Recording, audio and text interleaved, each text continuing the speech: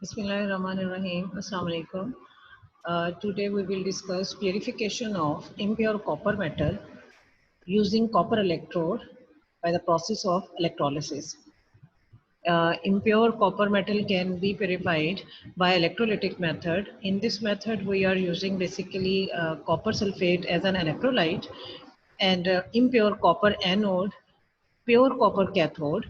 And in this method, through the principle of electrolysis, impurity of the copper metal is removed, and in this way we will get pure copper metal. So electrolyte used is concentrated copper sulfate solution, and which is acting as an electrolyte, and the ion present are copper ion, sulfate ion, hydrogen ion, and hydroxide ion, right? So as we are discussing that two ions from copper sulfate are found and two ions from the water are present.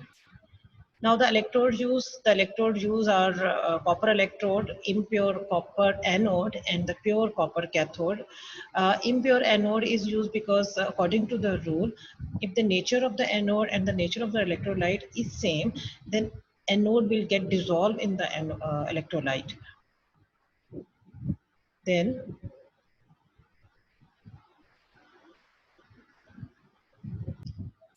reaction occurred at different electrodes. As we know, at anode, oxidation takes place because here loss of electron occur. Now, this copper solid is this coming from the anode. This is anode which is start dissolving in the electrolyte and form aqueous copper ion by giving its 2 electron.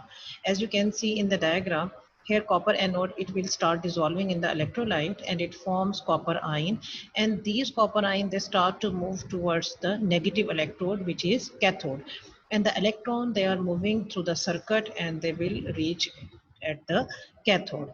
As soon as they reach at cathode, electron, they are reaching at cathode, and here copper ions, they are moving towards cathode.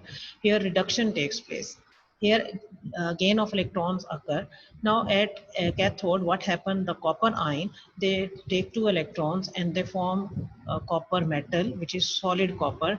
It is pink colored deposit, pink colored solid that is deposited on the copper cathode.